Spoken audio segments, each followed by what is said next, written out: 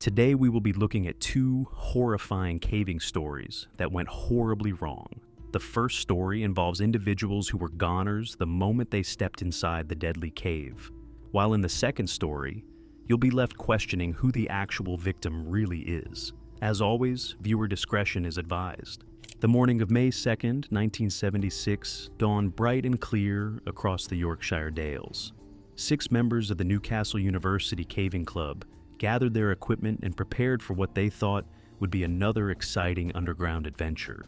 They had chosen Langstroth Pot, a challenging cave system near Upper Wharfdale, known for its dramatic vertical drops, rushing water, and series of underwater passages called sumps. The 6 friends, Martin Blackburn, Brian Fox, Donald Southern, and 3 others, had been caving together for months. They trusted each other completely and had developed the skills necessary for tackling difficult cave systems.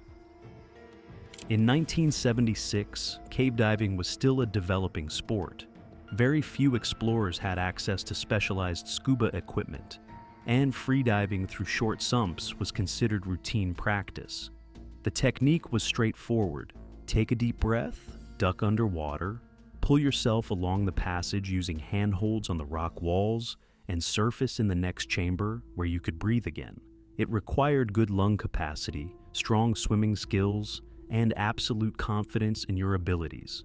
The group entered Langstroth Pot in good spirits. They moved through the initial chambers methodically, following established routes and checking their equipment regularly. The cave was behaving exactly as they expected: cold, wet, and challenging, but nothing beyond their experience level. Water levels were normal for the season, and conditions seemed ideal for their planned route. As they progressed deeper into Langstroth, they encountered the cave's famous series of vertical drops and narrow passages. Each obstacle was tackled with careful precision. They moved as a team, ensuring everyone made it safely through each section before continuing forward. Hours passed underground as they navigated the complex cave system. Finally, they reached the sump that would change everything. It appeared no different from the dozens of other underwater passages they had successfully navigated over the years. Water flowed through a submerged tunnel in the limestone, and on the other side, they could see evidence of an air pocket where they would be able to surface and breathe. The plan was simple and routine. The first 3 spelunkers would free dive through the sump, surface in the chamber beyond, rest and recover, then continue exploring while the remaining 3 followed when ready. It was a technique they had used countless times before in similar cave systems throughout the Yorkshire Dales. Martin Blackburn went first. He took several deep breaths to oxygenate his blood, hyperventilated briefly to purge carbon dioxide from his system, then took one final massive breath and disappeared beneath the dark water. The sump passage was perhaps 20 or 30 feet long, a distance that should have taken less than a minute to traverse for a strong swimmer. Brian Fox followed next, using the same preparation routine. Like Martin, he vanished into the dark water with confidence, his light disappearing into the submerged tunnel. Donald Southern went last of the first group, following the same technique that had served them well in cave after cave throughout their caving careers. They emerged as planned, gasping and triumphant, in what appeared to be a perfect air pocket on the far side of the sump. The chamber seemed like salvation, a place to rest, recover, and prepare for the next section of the cave. They had done it hundreds of times before in other caves. Surface in the air bell, catch your breath, and continue the exploration. This time was different. From the perspective of the 3 explorers still waiting their turn, everything appeared normal. Their friends had made the dive and presumably surfaced safely in the chamber beyond. There were no sounds of distress, no indication that anything had gone wrong. What the 3 cave explorers didn't know, what none of them could have known, was that the air pocket they had surfaced in was contaminated. The chamber contained what spelunkers call bad air, an atmosphere where oxygen had been depleted and replaced with dangerous levels of carbon dioxide. The atmosphere in the chamber was poison, but poison that looked, smelled, and felt exactly like normal air. There was no warning, no obvious sign of danger. The explorers surfaced, relieved to be breathing again after the stressful underwater swim. unaware that every breath was slowly killing them. Bad air can develop in underground chambers for several reasons. Organic matter decomposing in stagnant water can consume oxygen while producing carbon dioxide. Poor air circulation can allow dangerous gases to accumulate over time. Sometimes, the very rocks themselves can release gases that make breathing impossible. When Martin, Brian, and Donald surfaced in that chamber, gasping for air after their underwater swim, they were breathing poison. The gas was invisible, odorless, and absolutely deadly. With each breath, they were taking in less oxygen and more carbon dioxide than their bodies could handle. The effects of bad air are insidious. Unlike drowning, which is violent and obvious, carbon dioxide poisoning is quiet and deceptive. The victims might feel dizzy or confused at first. Their thinking becomes clouded. Physical coordination deteriorates. And then, without warning, consciousness simply fades away. The three young men had no idea what was happening to them. One moment they were recovering from their swim, planning their next move through the cave system. The next moment, their vision was blurring, their limbs were becoming heavy, and their minds were losing the ability to think clearly. One by one, Martin, Brian, and Donald lost consciousness and slipped silently beneath the water. They didn't drown in the traditional sense. They were poisoned by the very air they trusted to save them after their underwater swim. Back at the original sump entrance, the remaining three waited for their friends to return or signal that it was safe to follow. Cave exploration often involves long waits as teams move through difficult passages, so initially there was no cause for alarm. But as minutes turned to hours, concern grew. The cave system beyond the sump wasn't particularly large or complex. Their friends should have returned by now, or at least made some noise to indicate they were safe and continuing their exploration. They called out. No response came back except the endless sound of flowing water. They tried shining their lights into the sump, hoping to see some sign of their friends, but the dark water revealed nothing. Eventually, they made the difficult decision that every cave explorer dreads. They had to assume something had gone wrong and begin emergency procedures. This meant one of them would have to exit the cave system and seek help from the outside world, leaving the others to continue monitoring the situation underground. When rescue teams finally entered Langstroth Pot with proper equipment and breathing apparatus, they made a discovery that shocked even experienced cave rescue specialists. The three missing people were found in the air pocket chamber beyond the sump, not struggling in the water, not trapped by fallen rocks, but simply floating peacefully as if they had fallen asleep. The rescue teams quickly realized what had happened when they tested the air in the chamber. The atmosphere was toxic, containing dangerous levels of carbon dioxide and insufficient oxygen to sustain human life. The chamber that should have been a safe haven had become a death trap. Martin Blackburn, Brian Fox, and Donald Southern had died not from any dramatic cave-in or underground flood, but from breathing air that looked and felt normal, but was actually poison.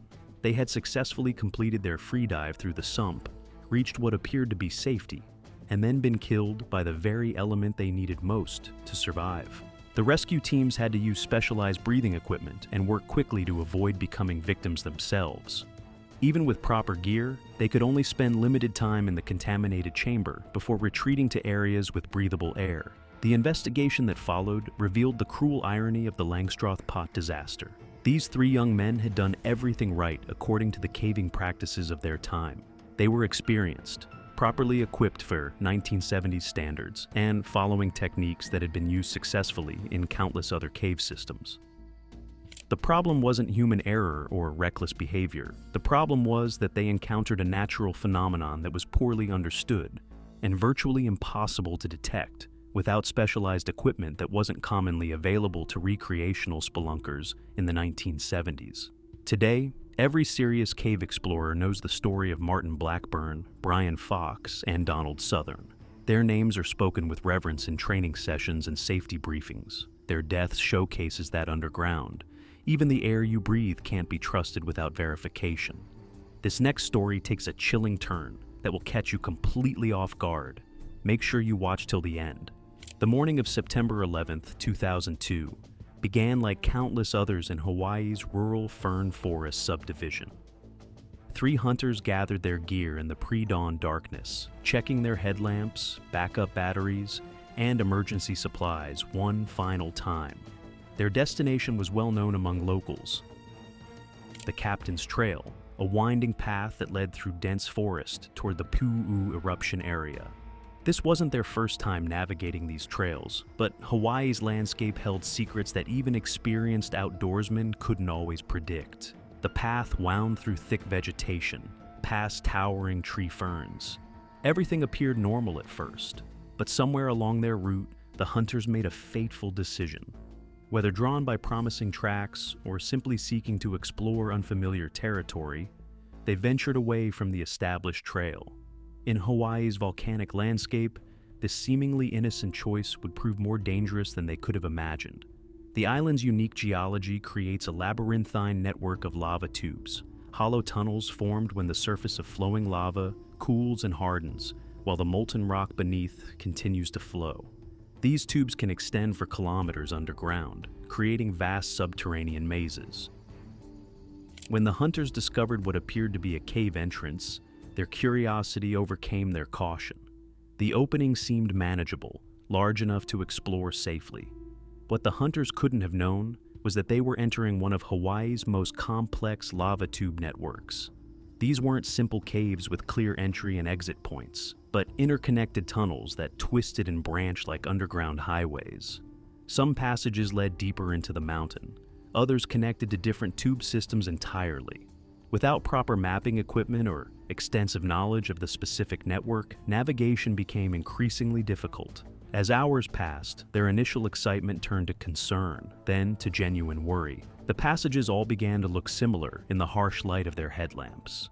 Each turn seemed to lead to another identical tunnel, and attempts to retrace their steps only led to more confusion. In the maze-like passages, they got lost. Meanwhile, above ground, family members grew increasingly anxious as the hunters failed to return at their expected time. The families knew the hunters were experienced, but they also understood the unique dangers of Hawaii's volcanic terrain. The call to emergency services came as darkness fell across the fern forest area. The Hawaii County Fire Department received the report of 3 missing hunters last seen heading toward the Captain's Trail area. This wasn't an unusual call for the department. Search and rescue operations in Hawaii's challenging terrain were unfortunately common occurrences. Firefighter Brent Matsuda received the emergency call at his station. At 41 years old, he was an experienced member of the Hawaii County Fire Department, with years of training in the technical rescue operations. Matsuda had participated in numerous search and rescue missions across the Big Island's diverse and often treacherous landscape. He understood the unique challenges posed by volcanic terrain, dense vegetation, and the network of lava tubes that honeycomb the island's interior. As part of the search team, Matsuda knew time was critical. In Hawaii's environment, missing persons faced multiple threats: dehydration, hypothermia in underground spaces, falls into hidden pits, and simple disorientation in dense forest. The volcanic landscape added another layer of complexity: unstable ground, hidden caverns, and the constant possibility of encountering active volcanic activity. The search began at first light on the morning of September 12th. Multiple teams spread out from the Captain's Trail, following different possible routes the hunters might have taken. The vegetation was incredibly dense, creating what locals called green tunnels, where rescuers had to push through walls of ferns, vines, and undergrowth. In many areas, the foliage was so thick that searchers literally walked on top of it, never touching the actual ground beneath. This was precisely the condition that made Hawaii's volcanic terrain so dangerous. The luxuriant plant growth created what appeared to be solid ground, but was actually a network of vegetation suspended over hidden gaps, caves, and pits. Experienced locals knew to watch for dark spots in the vegetation, areas where the normal pattern of plant growth was interrupted, potentially indicating a hidden opening beneath. Around 10 a.m., Matsuda was working his way through particularly dense vegetation when he encountered what appeared to be solid ground covered with native ferns. The moment his weight shifted onto what he believed was solid foliage, everything changed. The ferns and undergrowth gave way beneath him, revealing a hidden opening that had been completely camouflaged by the plant cover. The opening measured approximately 1.5 by 2.4 meters, 5 by 8 feet, large enough to be dangerous, but small enough to be easily concealed by the thick vegetation. Matsuda plummeted into darkness, falling approximately 30 meters down, 100 feet, into one of Hawaii's unusually large lava tubes. The fall was catastrophic, a straight drop through complete darkness into the unknown. His training had prepared him for many scenarios, but nothing could have prepared him for this sudden, violent descent into the volcanic underworld. The impact at the bottom of the tube was severe. Matsuda's protective equipment, his helmet and backpack, absorbed some of the tremendous force, but the injuries were still life-threatening. He suffered broken ribs that made breathing difficult and painful. Vertebrae in his spine were damaged, threatening potential paralysis.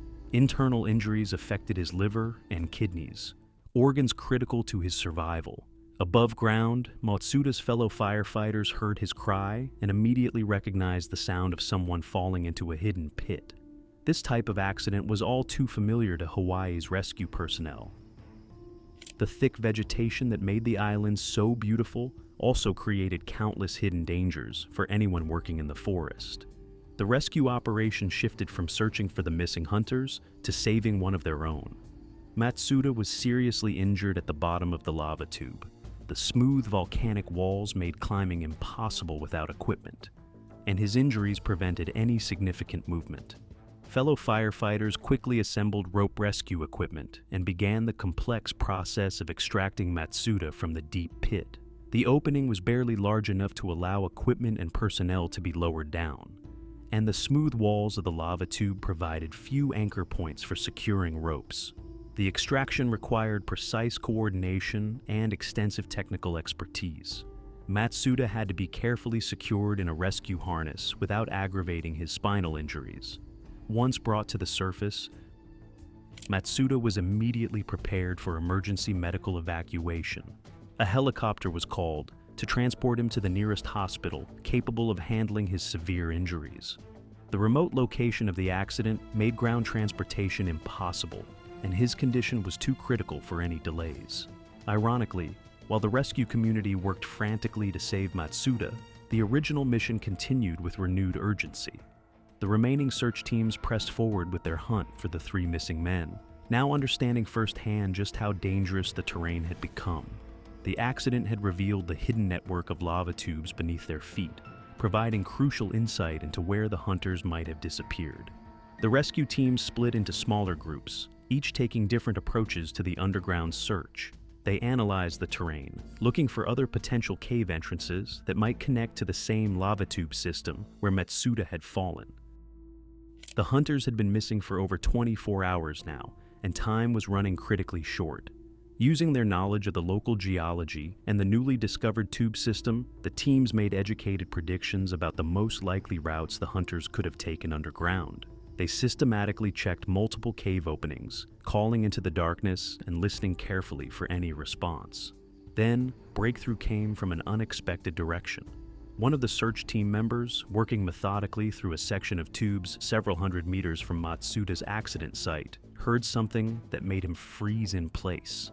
It was faint, almost imperceptible, but unmistakably human. Voices echoing through the volcanic corridors.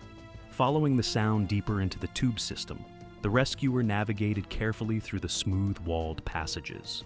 The voices grew stronger and eventually led him to the 3 missing hunters. They were huddled together in a wider section of the lava tube, suffering from mild hypothermia and completely without functioning lights, but alive. The hunters had spent nearly 24 hours lost in the labyrinthine system, their ordeal lasting through the night in the constant 18 degrees Celsius temperature of the tubes. Without functioning lights and with inadequate insulation, their body temperatures had dropped below normal levels, causing the confusion and sluggish thinking characteristic of hypothermia. But they were conscious and able to walk with assistance. The rescue team carefully guided them through the complex underground passages back to the surface. They emerged into daylight tired, cold, and shaken by their underground ordeal, but requiring no emergency medical treatment beyond warming and rehydration. Back at the hospital, doctors confirmed the extent of Matsuda's injuries. The broken ribs had punctured tissue and made breathing difficult. The spinal injuries required immediate stabilization to prevent paralysis. The internal damage to his liver and kidneys threatened his body's ability to process toxins and maintain essential functions. He was listed in critical but stable condition, though doctors were optimistic about his chances for recovery. In the days that followed, Matsuda did in fact recover fully.